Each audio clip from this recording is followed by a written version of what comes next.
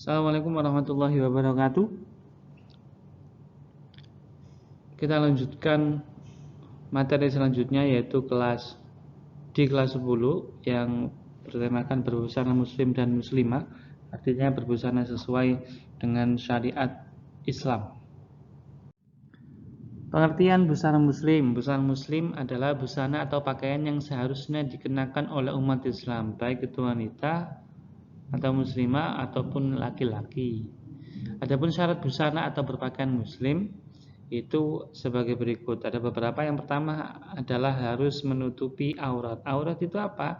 Aurat itu adalah bagian tubuh yang haram dilihat oleh yang bukan mahram. Karena itu harus ditutupi. Menurut Islam, aurat bagi wanita itu seluruh tubuh kecuali wajah dan telapak tangan.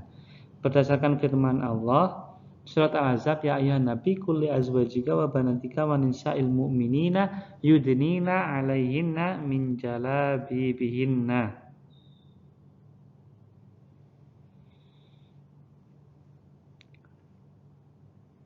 Katakanlah kepada istri-istrimu, anak-anak perempuanmu dan istri orang-orang mukmin, hendaklah mereka menutupkan jilbabnya ke seluruh tubuh mereka. Kata mengurutkan dalam ayat ini ditafsirkan dengan menutupi seluruh tubuh. Jilbab dapat diartikan sebagai selendang yang menutupi kepala sampai leher dan sementara ulama yang berbeda pendapat bahwa wanita tidak wajib menutup wajah serta telapak tangan itu berdasarkan surat An-Nur. Wa qul lil mu'minati yaghdudna min absarihinna. Katakanlah kepada wanita yang beriman, hendaklah mereka menahan pandangannya. Wa yafadna furujahunna, dan kemaluannya, dan menjaga kemaluannya. Wala yubdina zinatahunna illa ma dhahara minha, dan janganlah mereka menampakkan perhiasannya kecuali yang biasa nampak darinya. Nah, kata-kata yang biasa nampak darinya itu diartikan sebagai wajah dan dua telapak tangan. Jadi batasan aurat wanita itu seluruh tubuh kecuali wajah dan telapak tangan. Jadi ada dua pendapat ulama yang mengatakan, satu, seluruh tubuhnya itu wajib ditutupi. Yang kedua, wajib ditutupi seluruh tubuh kecuali wajah dan telapak tangan. Adapun batasan aurat laki-laki itu antara pusar dan sampai dengan lutut. B. Berpakaian sesuai syariat Islam, yaitu pakaian yang tidak mengundang syahwat. Jadi berbusana pakaian itu boleh digunakan sebagai hiasan, asalkan syaratnya tidak boleh mengundang perhatian lawan jenis, tidak boleh mencolok dan lain-lain. C. Tidak transparan. Bahan yang digunakan itu tidak boleh tipis, tidak boleh transparan atau tebus pandang, karena fungsi berpakaian dalam Islam adalah menutup aurat.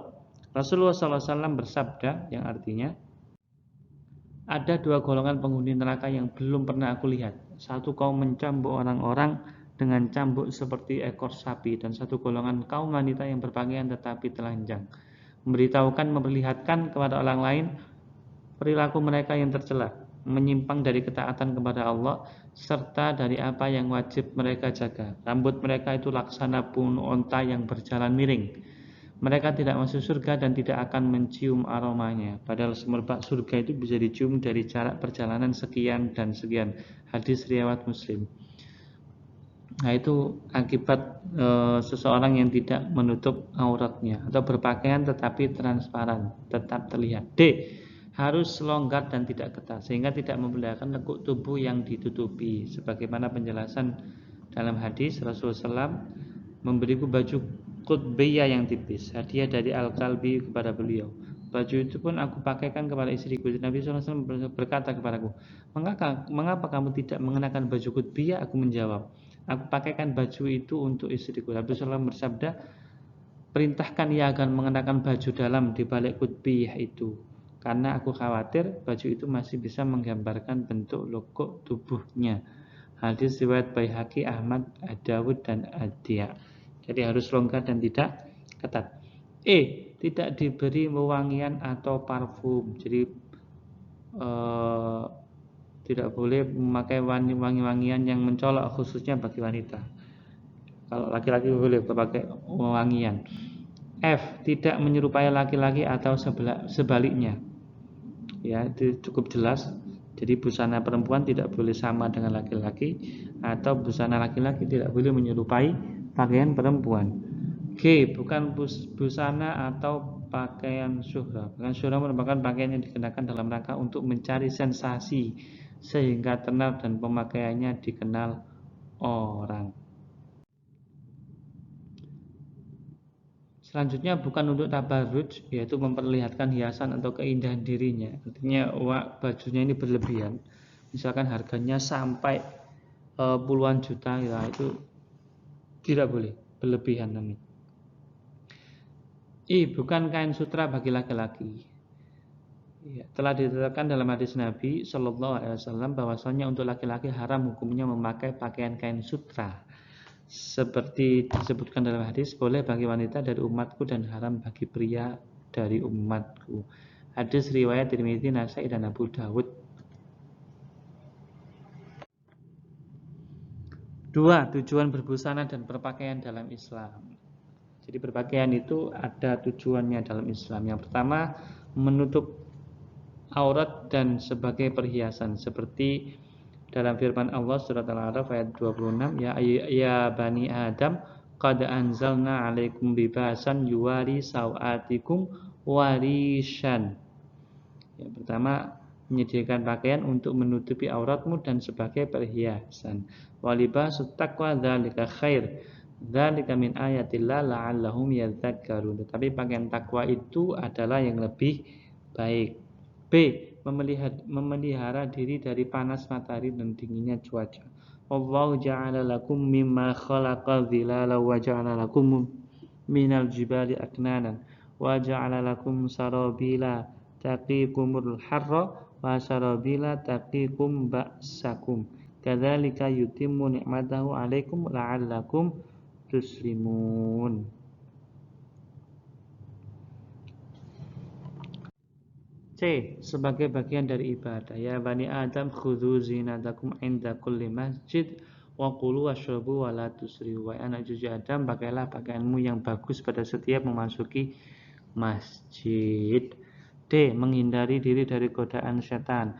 Ya bani Adam la yaftinannakumul syaitanu kama akhraja abawaikum minal jannah yanzi'u anhuma libasahuma liyuriyahuma sawatihima innahu yarakum huwa wa qabiluhu min haitsu la tarawnahum inna ja'alna syayatina awliya'a lil ladzina la yu'minun.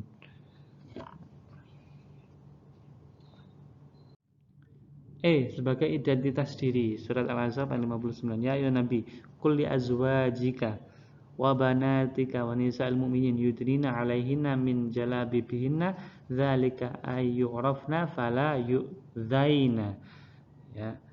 Yang demikian itu agar mereka lebih mudah dikenali sehingga mereka tidak diganggu. Wa kana Allahu ghafurur rahim.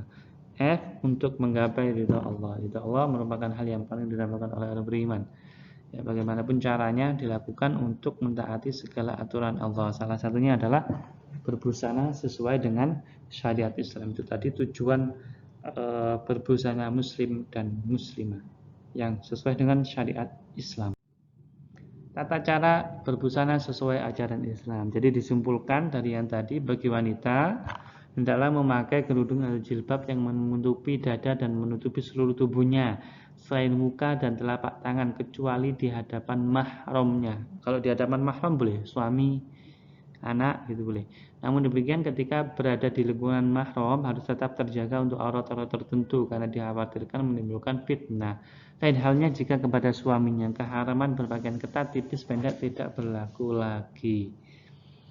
Mengenal model atau mode pakaian bergantung pada selera masing-masing orang. Pakaian tersebut harus menutup aurat, tidak transparan dan tidak ketat dan tidak menyerupai lawan jenis. Jadi boleh menggunakan model pakaian yang bermacam-macam asal syarat-syaratnya terpenuhi, ya sesuai syariat Islam. Sementara untuk laki-laki cara pakaiannya minimal menutupi lutut sampai pusar. Namun demikian, seseorang laki-laki dalam berinteraksi dalam kehidupan sehari-hari harus tetap menjaga kesopanan dan kesantunan. Jangan sampai kita pakai celana doang antara lutut sampai pusar, tapi tetap harus pakai pakaian yang sopan.